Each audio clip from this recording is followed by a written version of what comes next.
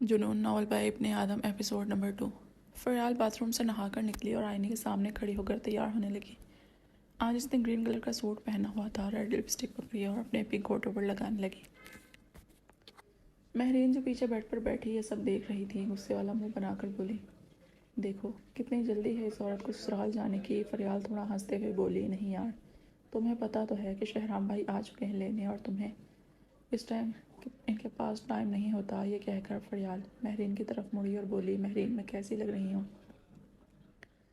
ایک دم بکواس لگ رہی ہو، چڑیل سی۔ فریال، اس کا مطلب بہت پیاری۔ فریال نے کارٹون جیسا منہ بناتے ہوئے کہا۔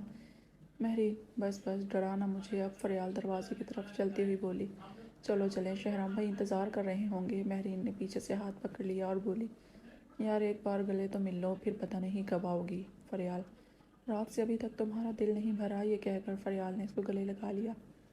مہرین گلے لگتے ہوئے بولی، میری جان تم چیز ہی ایسی ہو کہ دل ہی نہیں بھرتا۔ فریال، چل اب چھوڑ چلتے ہیں نیچے۔ یہ کہہ کر فریال تھوڑا پیچھے ہٹی۔ مہرین، یار میں وہاں نہیں آ سکتی تم سے ملنے۔ فریال، نہیں بابا، ایسا سوچنا بھی مت، کسی کو شک بھی ہوا نا تو بہت کام خراب ہوگا۔ دونوں کمرے سے باہر آ گئیں۔ باہر صحن میں شہرام کرسی پر بیٹھا انتظار کر رہا تھا۔ دونوں کو باہر آتا دیکھ کر بولا، شکر ہے فریال تم آ گئی، کب سے انتظار کر رہا تھا۔ فریال، بھائی ابھی 5 منٹ ہی تو ہوئے ہیں آپ کو۔ مہرین، لے جائیں جی، پہلے بہت احسان کیا ہے آپ نے جو مہینے بعد ایک رات کے لیے بھیجا۔ فریال مہرین کو چپ کروانے کی ناکام کوشش کرتی رہ گئی مگر بے سود۔ پاس ہی موجود مہرین کی امی بولی، بیٹا ایسے تھوڑی بات کرتے ہیں مہمانوں سے۔ شہرام، نہیں کوئی بات نہیں، خالہ ہوتا ہے، ابھی بچی ہے سمجھ جائے گی۔ فریال، چلو بیٹا، کب سے بھائی انتظار کر رہے ہیں۔ امی کی آواز آئی۔ فریال کو چھوڑنے دروازے تک سب آئے، پھر فریال گاڑی میں بیٹھ گئی۔ تھوڑی دیر بعد فریال بولی، بھائی شہرام، آپ کو مہرین کی بات بری تو نہیں لگی؟ شہرام، نہیں نہیں فریال، ایسی کوئی بات نہیں۔ فریال، دراصل بھائی ہمارا دونوں کا پیار بہت ہے اس لیے۔ شہرام فریال کی بات کاٹتے ہوئے بولا، کوئی بات نہیں، اور پھر اپنے موبائل پر کسی کا نمبر ملانے لگا۔ پچھلی سیٹ پر بیٹھی فریال نے سیٹ کے ساتھ ٹیک لگا لی اور سوچنے لگی، شاید میری اس گھر میں کوئی عزت نہیں، کوئی بھی میری بات نہیں سنتا، اس کا منہ لٹک گیا۔ کاش میں یہ شادی نہ کرتی۔ اور پھر پرس موبائل نکالنے لگی کہ شاید اس سے ہی موڈ ٹھیک ہو جائے۔ موبائل نکال کر دیکھا تو وہاں پہلے سے مہرین کا ایک میسج موجود تھا۔ فریال دیکھ کر ہنس پڑی اور دل ہی دل میں مسکراتے ہوئے بولی، یہ لڑکی بھی نہ بس، اور پھر موبائل پر گیم کھیلنے میں مصروف ہو گئی۔ یونیورسٹی کینٹین میں بیٹھی جنت اور شزا سموسے کھانے میں مصروف تھیں۔ جنت، شزا قسم سے مزہ آ گیا، یہ انکل بہت مزیدار سموسے بناتے ہیں، قسم سے مزہ آ جاتا ہے۔ شزا منہ بناتے ہوئے، یار یونیورسٹی آ کر بھی سموسے ہی کھانے ہیں، روز سموسے روز سموسے۔ جنت، تو اور کیا تمہیں یہاں زردہ پکا کر دوں؟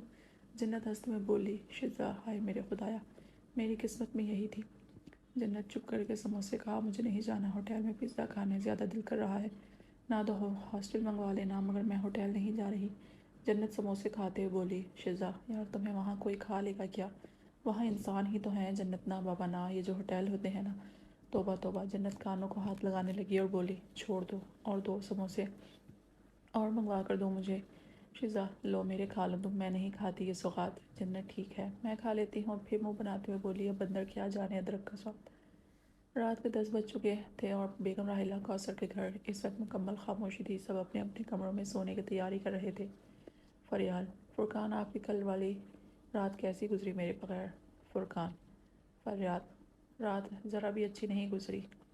فرقان ہکلاتی ہوئی آواز میں بولا۔ فرقان پیدائشی طور پر اب نارمل تھا، نہ تو وہ ٹھیک سے بول سکتا تھا اور نہ ہی خود سے کوئی فیصلہ لے سکتا تھا۔ اس کی عمر تو 25 سال تھی مگر اس کا دماغ 12 سال کے بچے جتنا تھا۔ بیگم راحلہ کوثر اس کو اپنی جان سے بھی زیادہ عزیز رکھتی تھی۔ وہ جانتی تھی کہ میرے بعد فرقان کا کوئی خیال نہیں رکھے گا، اس لیے انہوں نے ایک بھاری قیمت دیکھ کر اس کی شادی فریال سے کروا دی تھی۔ فریال کی شادی شدہ زندگی کا حال یہ تھا کہ شادی کے 10 دن بعد تک فرقان فریال کے ساتھ سونے سے ڈرتا تھا۔ فریال فرقان کے قریب ہوئی اور بولی، کیوں، میری یاد آ رہی تھی کیا؟ فرقان، نہیں، وہ موبائل کا چارجر نہیں ملا۔ فریال غصے سے لال پیلی ہو گئی اور پھر غصے پر قابو پاتے ہوئے بولی، چارجر تو الماری میں تھا فرقان۔ چلو فریال، مجھے کہانی سناؤ۔ فریال، خدایا یہ مصیبت میری ہی اس سے آنی تھی۔ اور پھر بولی، تمہیں جو باتیں شہرام بھائی بتاتے ہیں وہ یاد نہیں؟ فرقان، یاد ہے، بتاؤ۔ فریال غصے سے، بس میں سمجھ گئی، نہ کوفت اٹھاؤ، تم نے کیا کرنا، تمہارے تو پہلے ہی گیئر خراب ہے، میری ہی قسمت خراب ہے جو تیرے پلے پڑ گئی۔ فرقان، بس کر۔ اور پھر بیڈ سے اٹھتی ہوئی بولی، میں چینج کر کے آتی ہوں۔ یہ کہہ کر وہ کپڑے چینج کرنے چلی گئی۔ فریال کے واپس آنے تک فرقان گہری نیند میں سو چکا تھا۔ فریال دل ہی میں اس کو خود کو کوسنے لگی کہ اس منحوس کے نکاح میں آنے سے بہتر تھا میں گھر سے ہی بھاگ جاتی، کم سے کم یہ مصیبت تو نہ گلے پڑتی۔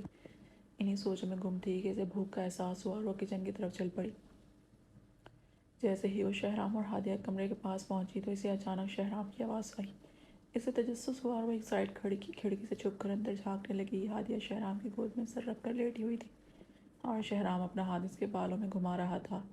شہرام، سارا دن کتنا تھک جاتی ہو تم؟ ہادیہ، بس آپ کی ایک مسکراہٹ میری ساری تھکن دور کر دیتی ہے۔ آپ کی گود میں سر رکھ کر سب کچھ بھول جاتی ہوں۔ شہرام، ایسا کیا ہے میری مسکراہٹ میں؟ ہادیہ، ایک مرد جب اپنی بیوی کو مسکرا کر دیکھتا ہے نا تو وہ ایک مسکراہٹ عورت کے لیے دنیا کی ہر چیز سے مہنگی ہوتی ہے۔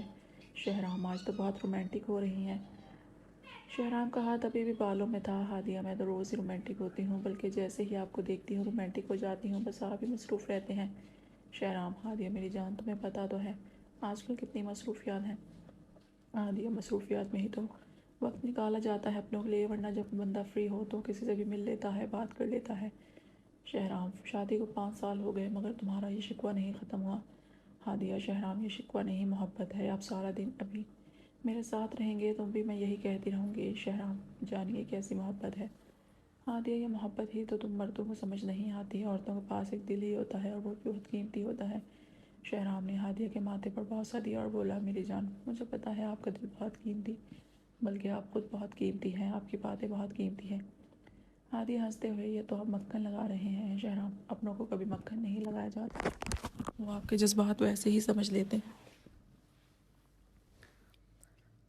ہادیہ مسکراتے ہوئے اٹھی اور سامنے بیٹھ گئی اور پھر آنکھ مارتے ہوئے بولی، میں آپ کے جذبات اچھی طرح سمجھ رہی ہوں شہرام، مجھے تو آج بھی تم ویسی ہی لگتی ہو جیسے پہلے دن لگی تھی۔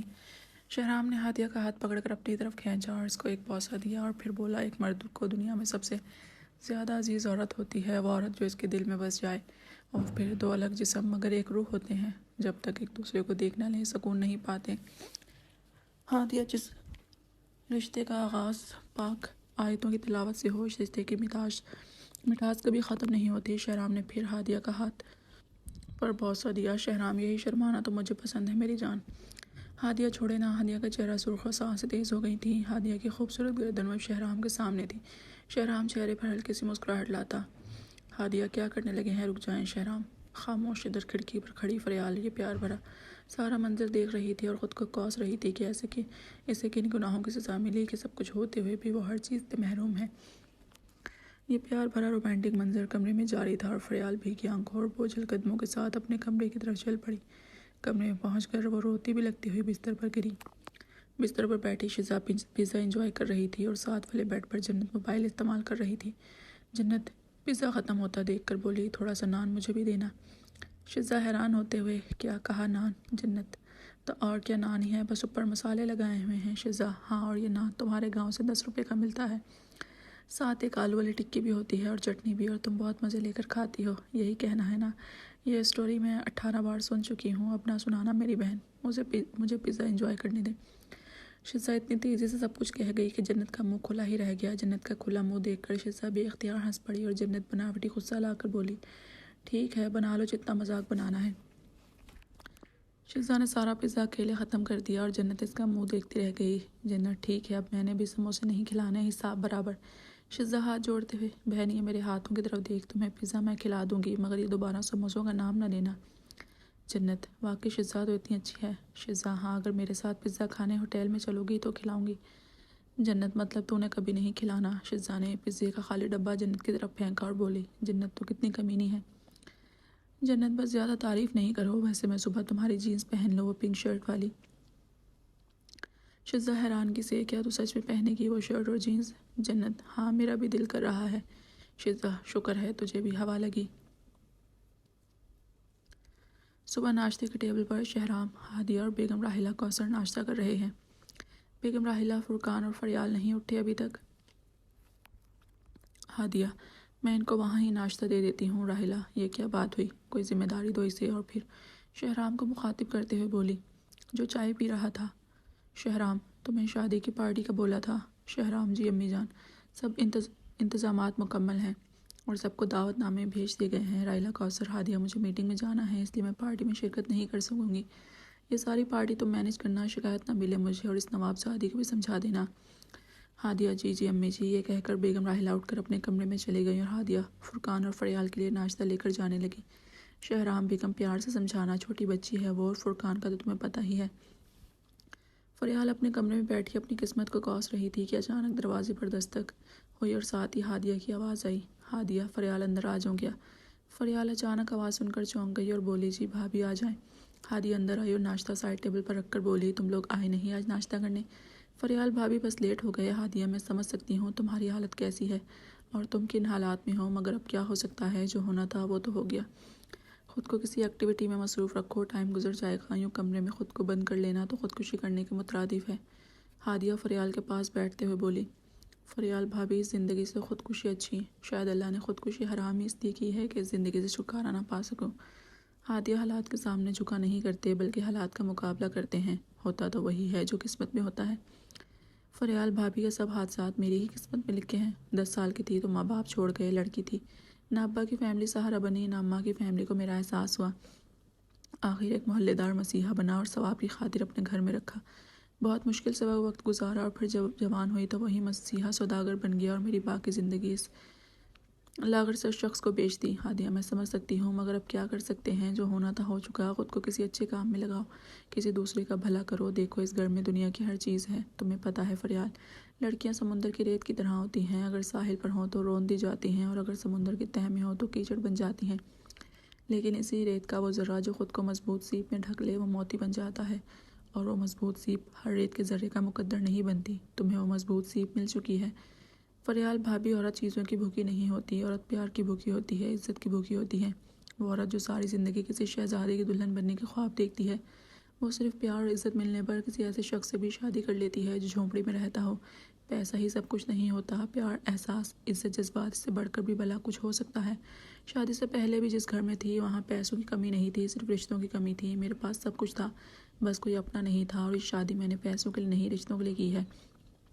کوئی مجھ سے میرا سب کچھ لے لے، یہ سب کچھ، مگر مجھے میرے اپنے لا دے، کم سے کم مجھے شوہر دے دو، مریض لے لو۔ فریال ایک ہی جھٹکے میں سب کچھ بول گئی، جیسے وہ پہلے ہی کسی انتظار میں ہو، جس طرح کوئی خراب ہو چکا زخم جو کبھی بھی بہنے کے لیے تیار ہو۔ ہادیہ، علاج چل رہا ہے نا اس کا، اور پیسوں سے کیا نہیں خریدا جا سکتا، رہی اپنوں کی بات تو جب پیسے ہوں تو پرائے بھی اپنے بن جاتے ہیں، اور جب انسان کی جیب خالی ہو تو سگے بہن بھائی بھی ساتھ چھوڑ جاتے ہیں۔ فریال، بھابھی، مجھے اپنے نہیں چاہیے جو کسی لالچ میں میرے ساتھ ہوں، جذبات اور احساسات کی کوئی قیمت نہیں ہوتی، اگر پیسہ ہی سب کچھ ہے تو مجھ سے سارا پیسہ لے لو اور اپنا شوہر شہرام مجھے دے دو۔ فریال نے ہادیہ کی آنکھوں میں دیکھتے ہوئے کہا۔ فریال کی آنکھیں سرخ ہو چکی تھیں، جیسے ابھی ان میں سے خون نکل آئے گا۔ ہادیہ یہ بات سن کر چونک گئی، اس سے پہلے کہ ہادیہ کچھ اور بولتی واش روم سے فرقان نکل آیا جو نہانے گیا تھا، اور ہادیہ کو دیکھ کر بولا، بھابھی آپ؟ ہاں، میں ناشتہ دینے آئی تھی، اور پھر فریال کو مخاطب کر کے بولی، فریال چھوڑو ان سب باتوں کو، رات کو شادی کی پارٹی ہے، تیاری کر لو ابھی سے، جلدی جانا ہے۔ فریال منہ موڑتے ہوئے، شادی کی پارٹی؟ ہادیہ، بہت مزہ آئے گا، بہت لوگ آنے والے ہیں، اور تھوڑا پازیٹیو رہو، جو ہوتا ہے سب اچھے کے لیے ہوتا ہے۔ فریال، شاید۔ ہادیہ، چلو مجھے کچھ کام ہے، تم لوگ ناشتہ کر لو، پہلے ہی ٹھنڈا ہو گیا ہے۔ ہادیہ بیڈ سے اٹھتی بولی اور پھر کمرے سے نکل گئی۔ ایک بڑے سے خوبصورت ہال میں شہر بھر کی تمام امیرزادیاں موجود تھیں، ہر کوئی سب سے خوبصورت نظر آنے کی کوشش میں، مہنگے سے مہنگا لباس اور طرح طرح کی خوشبوئیں جو حال کے ماحول کو مزید معطر کر رہی تھیں، گویا ہر طرف رنگ کی بہار آئی ہوئی ہو۔ حال میں ایک طرف چھوٹا سا اسٹیج بھی موجود تھا، مہمانوں کی توازہ طرح طرح کے کھانوں سے کی جا رہی تھی، اور ساتھ میں مہنگی شراب کا تڑکا۔ یہ بیگم راحلہ کوثر کے بیٹے کی شادی کی پارٹی ہے، جس میں شہر کی تمام امیرزادیاں اپنے اپنے حسن کے جلوے بکھیر رہی ہیں۔ سب کی توجہ کا مرکز بیگم راحلہ کوثر کی چھوٹی بہو اور ان کے بیٹے فرقان خانزادہ کی نئی نویلی دلہن فریال خانزادہ بنی ہوئی تھی۔ فریال خانزادہ ان سب میں سب سے الگ نظر آ رہی تھی، ایک گولڈن کلر کا لانگ لہنگا، اس پر چھوٹی سی بڑے سے گلے والی تنگ سی کرتی جس سے فریال کے دونوں کندھے بڑھنا ہے، فریال کے گلے میں ڈائمنڈ کا بنا ہوا ایک خوبصورت سیٹ جو اس کی گوری گردن کو مزید خوبصورت بنا رہا تھا، ہونٹوں پر ریڈ لپسٹک اور کرل کیے ہوئے لمبے بال، گویا قیامت، جو دیکھ لے وہ دیوانہ ہو جائے۔ فریال نے خود کو جب پہلی بار دیکھا تو دیکھتی رہ گئی کہ یہ فریال ہے۔ فریال کو درمیان میں ایک بڑے سے خوبصورت صوفے پر بٹھایا گیا تھا، اور شہر بھر کی تمام حسین عورتیں فریال کے گرد جمع تھیں۔ کوئی فریال کی تعریف کر رہی تھی اور کوئی ایک دوسرے کے کان میں کسر پسر۔ خیر پارٹی عمرہ کی ہو یا مڈل کلاس کی، جہاں عورتیں ہوں گی وہاں کسر پسر تو ہوگی۔ گھر کی بڑی بہو ہادیہ خانزادہ بھی پارٹی میں موجود تھی۔ ایک گوری چٹی حسینہ بھی کالی لباس میں قہر ڈھا رہی تھی۔ ہادیہ مہمانوں کے ساتھ ہنس کر باتیں کرنے مصروف تھی اور فریال کو مہمانوں سے ملوا رہی تھی۔ پارٹی اپنے پورے عروج پر چل رہی تھی۔ ہر کسی کے ہاتھ میں شراب کا گلاس تھا۔ اچانک ہادیہ کے فون پر گھنٹی بجی اور ہادیہ فون سننے باہر چلی گئی۔ فریال وہیں بیٹھی اپنی تعریفیں سن سن کر خوش ہو رہی تھی۔ ہادیہ فون سن کر واپس آئی اور مائک پکڑ کر اسٹیج پر چڑھ گئی۔ ہیلو ایوری بڈی۔ سب ہادیہ کی طرف متوجہ ہوئے۔ سوری آپ کو ڈسٹرب کر رہی ہوں، مگر ابھی ہمارے بہت خاص مہمان تشریف لائے ہیں جو اپنی رنگین باتوں سے محفل کو چار چاند لگا دیں گے۔ Please welcome the one and only mister Zayan Shah. اچانک ہال کی تمام لائٹس بند ہو گئیں اور ایک سفید فوکس لائٹ چل پڑی جس کا فوکس اسٹیج کے بالکل پیچھے موجود دروازے پر تھا۔ محفل میں موجود باقی عورتوں کی طرح ہادیہ بھی زیان کو جانتی تک نہ تھی۔ اس کو شہرام نے جو فون پر بتایا، ہادیہ نے وہ مائک پر بول دیا۔ ہر کسی کی نظر اسٹیج پر تھی۔ اچانک ہلکا سا دھواں رونما ہوا جس نے اس منظر کو مزید دھندلا اور رومانٹک کر دیا، اور پھر دروازہ کھلا اور کالی شلوار قمیص پر کالے ہی شال اوڑے ایک گھنے سیاہ بالوں والا گورا چٹا شٹول جسم کا نوجوان اندر داخل ہوا۔ چاند سے روشن چہرہ، دہکتی نیلی آنکھیں، سیاہ زلفیں، ہلکی ہلکی داڑھی۔ زیان اسٹیج پر آیا اور کالی شال ایک سائڈ کو پکڑا اور اپنے شڈول جسم کے گرد لپیٹ دیا۔ پورا حال بے اختیار تالیوں سے گونج اٹھا۔ جس کی نظر جہاں تھی وہیں ٹک گئی، جیسے یوسف مصر زلیخا کے دربار میں آ گیا ہو۔ حال کی لائٹس جل گئیں اور زیان اسٹیج پر براجمان ہو گئے۔ اب محفل میں فریال کے حسن اور خوبصورتی کے چرچے ختم ہو چکے تھے۔ ہر کسی کی نظروں کا محور صرف زیان تھا۔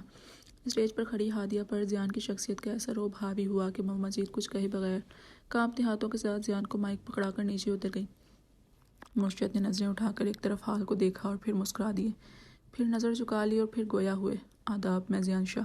شہر کی تمام عورتیں اسٹیج کے قریب ہو کر بیٹھ گئیں۔ اب اپنے گلے شکوے، اپنی کسر پھسر بھول چکی تھی۔ محفل میں موجود حریم زیان سے نظریں چرانے لگی۔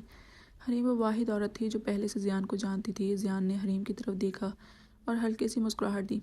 حریم نے سر جھکا لیا۔ مرشد گویا ہوئے، ایک شعر پڑھتا ہوں تاکہ مزاج پتہ لگ جائے آپ کو میرا اور مجھے آپ کا۔ محفل یک زبان ہو کر بولی، ضرور۔ مرشد نے ہاتھ شال سے نکالا، بالوں میں پھیرا اور بولے، میرا حال ثبوت ہے اجڑنے کا، آغاز بھی میں، انجام بھی میں، لوگ جانتے ہیں پہچانتے نہیں، مشہور بھی میں، گمنام بھی میں، اور مرشد میرے گناہ ہے گردن تک، معصوم بھی میں، بدنام بھی میں۔ مرشد خاموش ہوئے۔ محفل واہ واہ کی صداؤں سے گونج اٹھی۔ مرشد کا جادو محفل پر چلنا شروع ہو گیا۔ حسیناؤں کی دھڑکنیں تیز ہو چکی تھیں۔ شراب کے گلاس کبھی ہونٹوں کو لگاتی، کبھی نیچے کرتی۔ مرشد پھر گویا ہوا، ویسے میں نے دنیا میں کیا دیکھا ہے؟ تم کہتے ہو تو پھر اچھا دیکھا ہے، میں اس کو اپنی وحشت تحفے میں دوں۔ ہاتھ اٹھائے، جس نے صحرا دیکھا ہے بن دیکھے اس کی تصویر بنا لوں گا۔ آج تو میں نے اس کو اتنا دیکھا ہے۔ مرشد نے سامنے بیٹھی ہادیہ خانزادہ کی آنکھوں میں آنکھیں ڈالیں اور بولے، میں تو آنکھیں دیکھ کے ہی بتلا دوں گا، تم میں سے کس کس نے دریا دیکھا ہے؟ حال پھر واہ واہ کی صداؤں سے گونج اٹھا۔ ہادیہ نے شرم سے نظریں جھکا لیں۔ اس کے دل کی دھڑکن بے ترتیب ہو چکی تھی۔ یہ حال صرف ہادیہ کا ہی نہیں بلکہ محفل میں موجود ہر عورت کا تھا۔ مرشد جس عورت کی آنکھوں میں بھی آنکھیں ڈالتے وہ عورت بے ترتیب ہو جاتی۔ پیار بھری شاعری کا یہ سلسلہ 2 گھنٹے چلتا رہا۔ 2 گھنٹے کوئی عورت ایک لمحے کے لیے بھی غافل نہ ہوئی۔ زیان نے کلائی پر بندی گھڑی پر ٹائم دیکھا اور پھر بولے، آخری تحفہ اور پھر الوداع۔ ذات باقی، ملاقات باقی۔ آخری تحفہ بیگم فریال خانزادہ کے نام۔ فریال کی پہلے سے بے ترتیب دھڑکن مزید بے ترتیب ہو گئی۔ مرشد نے فریال کو دیکھا، فریال نے مرشد کو دیکھا۔ مرشد تھوڑا سا مسکرا دیا اور پھر بولے، کئی دنوں سے وہ میسج میں لکھ رہی تھی، جناب اعلیٰ، حضور والا، صرف 1 منٹ مجھ سے بات کر لیں۔ میں 1 منٹ سے تجاوز کروں تو بے شک نہ کال سننا۔ میں زیر لب مسکرا کے لکھتا، بہت بزی ہوں، ابھی نئی نظم ہو رہی ہے۔ وہ اگلے میسج میں پھر یہ لکھتی، سسکتی روتی بھی لگتی، نظموں کے عمدہ شاعر، تم اپنی نظمیں تراشو لیکن کبھی تو میری طرف بھی دیکھو، کبھی تو مجھ سے بھی بات کر لو، بس 1 منٹ میری بات سن لو۔ میں ہنس کے لکھتا، فضول لڑکی، بس 1 منٹ ہی تو ہے نہیں نا۔ وہ کئی دنوں تک خاموش رہتی، پھر ایک دن میں نے اس کی حالت پر رحم کھا کر جواب لکھا، بس 1 منٹ ہے، 1 منٹ سے زیادہ بالکل نہیں سنوں گا۔ اس نے اوکے لکھا اور ایک دم سے کال کر دی۔ میں کال پک کر کے چپ کھڑا تھا۔ وہ گہرا لمبا سانس لے کر اداس لہجے میں بولی، سر جی، میں جانتی ہوں 1 منٹ ہے اور 1 منٹ میں اپنے اندر کی ساری باتیں کسی بھی صورت نہ کہہ سکوں گی۔ سلگتی ہجرت زدہ رتوں کو اداس نظموں میں لکھنے والے عظیم شاعر، خدا کی دھرتی پہ رہنے والے اداس لوگوں کا دکھ بھی لکھنا، کبھی محبت میں جلتے لوگوں کا دکھ سمجھنا۔ ابھی تو آدھا منٹ پڑا تھا مگر وہ لائن سے ہٹ چکی تھی۔ وہ 1 منٹ کی جو کال تھی نا، وہ 30 سیکنڈ میں کٹ چکی تھی۔ میں کتنے برسوں سے اگلا آدھا منٹ گزرنے کا منتظر ہوں۔ وہ نرم لیکن اداس لہجے میں بولتی ہوئی اداس لڑکی میری سماعت کے اد کھلے در سے یوں ہی اب تک لگی ہوئی ہے، ہٹی نہیں ہے، صدیوں سے چل رہی ہے۔ وہ کال اب تک کٹی نہیں ہے، وہ کال اب تک کٹی نہیں ہے۔ مرشد نے ہاتھ بالوں میں پھیرا اور سامنے بیٹھی فریال سے نظریں ہٹا کر ہادیہ کو دیکھا، جو تب سے مرشد کے چہرے کی طرف دیکھ رہی تھی۔ مرشد مسکرا دیے، نظریں جھکا لیں۔ یہ حال ان دونوں کا ہی نہیں بلکہ پوری محفل کا تھا۔ مرشد کا جادو محفل میں سر چڑھ کر بول رہا تھا۔ مرشد جس کی طرف آنکھ بھر کر دیکھتے وہ وہاں ہی پگھل جاتی۔ مرشد کی آنکھیں اور مرشد کے الفاظ ہر عورت کے اندر آگ لگا چکے تھے۔ مرشد کا زہر طاری ہو چکا تھا۔ مرشد نے پھر نظر اٹھا لی، ہادیہ کی طرف دیکھ کر مسکرائے اور اٹھ کھڑے ہوئے اور پچھلے دروازے سے واپس ہال سے نکل گئے۔ ہال میں خاموشی چھا چکی تھی۔ شاید مرشد کے الفاظ، مرشد کی ادائیں ابھی بھی نظر آ رہی تھیں۔ مرشد دل کی دھڑکنیں بے ترتیب کر کے جا چکے تھے۔ جنت تیار ہو کر کمرے سے نکلی۔ آج اس نے شزا کی جینس اور ٹاپ پہنا ہوا تھا جس میں وہ بہت خوبصورت لگ رہی تھی۔ شزا پہلے سے تیار کھڑی اس کا انتظار کر رہی تھی۔ جیسے ہی جنت باہر آئی، شزا اسے دیکھ کر بولی، ارے واہ جنت، تم تو بہت خوبصورت لگ رہی ہو۔ جنت شرماتے ہوئے، سچی بتاؤ؟ ارے ہاں، بہت پیاری لگ رہی ہو۔ چلو اب زیادہ لیٹ نہ کرو، بہت ٹائم ہو گیا ہے۔ شزا باہر نکلتے ہوئے بولی۔ جنت، شزا تم رکشے پر بیٹھو، میں 1 منٹ میں آئی۔ شزا باہر رکشے پر بیٹھ گئی اور جنت کا انتظار کرنے لگی۔ جنت کچھ دیر بعد باہر آئی۔ شزا جنت کو دیکھ کر آگ بھی گولا ہو گئی۔ شزا، ارے میری ماں، اوپر سے پھر برقع پہن لیا۔ جنت، تو تمہارے کپڑوں کے اوپر سے برقع نہیں پہن سکتے کیا؟ جنت رکشے میں بیٹھتے ہوئے بولی، شزا اگر برقع ہی پہننا تھا تو پھر اپنے کپڑے ہی پہن لیتی۔ جنت، کیا مطلب؟ شزا غصے سے، اتار، ابھی اتار، مجھے نہیں پتا، میرے کپڑے اتار۔ جنت، شزا کمینی، شرم کر، رکشے والا دیکھ رہا ہے۔ دونوں اسی طرح لڑتی جھگڑتی یونیورسٹی پہنچ گئی۔ کلاس لینے کے بعد واپسی پر شزا رکشے کو پیزا ہٹ لے گئی۔ جنت، یہ تم کہاں لے آئی؟ میں نے نہیں جانا اندر۔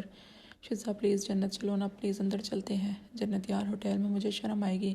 شزا، نہیں آتی نا۔ شزا نے جنت کا ہاتھ پکڑا اور کھینچتی ہوئے اندر لے گئی۔ ایک بنگلے کے خوبصورت سے کمرے میں ایک خوبصورت سی 20 سالہ دو شزا جینز اور ٹی شرٹ پہن کر ڈانس کر رہی تھی۔ باقی ساری فیک لگے، دیکھ کے تجھ کو بریک لگے۔ سامنے صوفے پہ بیٹھے 2 لڑکے اور ایک لڑکی شراب کے ساتھ ڈانس انجوائے کر رہے تھے۔ صوفے پہ بیٹھی لڑکی بھی ہلکے ہلکے ڈانس اسٹیپ کر کے ڈانس کرنے والی لڑکی کا کانفیڈنس برقرار رکھ رہی تھی۔ صوفے پر سے ایک لڑکا شراب کا گلاس ہاتھ میں پکڑ کر اٹھا اور لڑکی کے ساتھ سلو سلو ڈانس کرنے لگا۔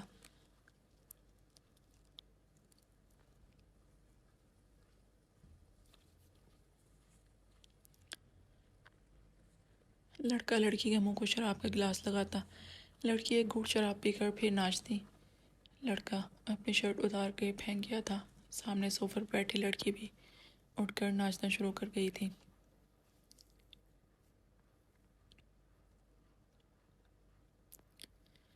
سامنے صوفے پر بیٹھا لڑکا یہ سب انجوائے کر رہا تھا۔ یہ لڑکا شہر کے موجودہ چیئرمین چودھری شجاعت رندھاوا کا اکلوتا بیٹا چودھری شہریار رندھاوا ہے۔ ضدی، اکڑ بند، 24 سال کا میرزادہ، اور تھوڑی دیر پہلے اس کے پاس جو لڑکا لڑکی بیٹھے تھے وہ اس کے دونوں دوست تھے۔ لڑکا رسلان، چال باز، شاطر دماغ، لالچی، ہنس مکھ، یونیورسٹی اسٹوڈنٹ، عمر 24 سال، اور چودھری شہریار کا جگری دوست لڑکی جویریہ، خوبصورت، fashionable, advance, multi talented, hot figure, شوخی، یونیورسٹی اسٹوڈنٹ، عمر 22 سال، اور چودھری شہریار کی دوست۔ ان دونوں پر چودھری شہریار ماہانہ لاکھوں روپے خرچ کر رہا تھا۔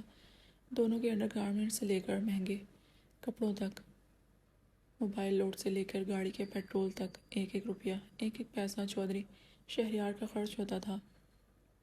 ان دونوں کا کام یونیورسٹی کی خوبصورت لڑکیوں کو بہلا پھسلا کر چودھری شہریار کے بنگلے لانا تھا، اور وہ یہ کام بہت بخوبی سر انجام دے رہے تھے اور یونیورسٹی کی درجنوں لڑکیوں کو اس بنگلے میں لا چکے تھے۔ لڑکی کو بنگلے میں لانے کے لیے وہ ہر طرح کا طریقہ استعمال کرتے تھے، چاہے لڑکی کو پیار میں اندھا کرنا پڑے، لڑکی کو لالچ دینا پڑے یا لڑکی کو بلیک میل کرنا پڑے۔ ایسا نہیں تھا کہ شہریار خود ہینڈسم نہیں تھا، وہ خود ایک اچھی پرسنالٹی رکھتا تھا، مگر ان دونوں دوستوں کو رکھنے کا مقصد صرف یہ تھا کہ شہریار شہر میں بدنام ہو کر اپنے باپ کو سیاسی طور پر نقصان نہیں پہنچانا چاہتا تھا۔ جویریہ اور ارسلان آج پھر ایک 20 سالہ لڑکی سارا کو پھسلا کر لے آئے تھے۔ سارا یونیورسٹی کی نیو اسٹوڈنٹ تھی اور ایک ہارٹ کیک بھرا ہوا جسم۔ گاؤں کی لڑکی یونیورسٹی کی ہوا لگی تو کپڑے چھوٹے ہوتے گئے اور ارسلان کے عشق میں گرفتار ہو کر یہاں پہنچ گئی۔ اب وہ لڑکی ارسلان اور جویریہ کے ساتھ مل کر ڈانس کر رہی تھی۔ ارسلان اپنی شرٹ اتار کر پھینک چکا تھا، جویریہ بھی اپنی شرٹ اتار کر پھینک گئی تھی۔ جویریہ کئی بار ارسلان اور شہریار کی خواہش پوری کر چکی تھی، اس لیے اس کو ان کے سامنے شرٹ اتارنے میں کوئی دقت نہیں تھی۔ ارسلان اپنے دونوں ہاتھ سارا کے کاندھے پر رکھ گیا۔ سارا دونوں ہاتھ ارسلان کے کاندھوں پر رکھتی ڈانس اسٹیپ کر رہے تھے۔ نشے میں ٹون اور خاص گولی کے اثر کی وجہ سے سارا کسی قسم کی مزاحمت نہیں کر رہی تھی۔ جویریہ یہ لڑکی کے بالوں میں لگی پن کھول گئی۔ تینوں بغیر شرٹ کے ڈانس کر رہے تھے۔ سامنے بیٹھا شہریار سارا منظر انجوائے کر رہا تھا۔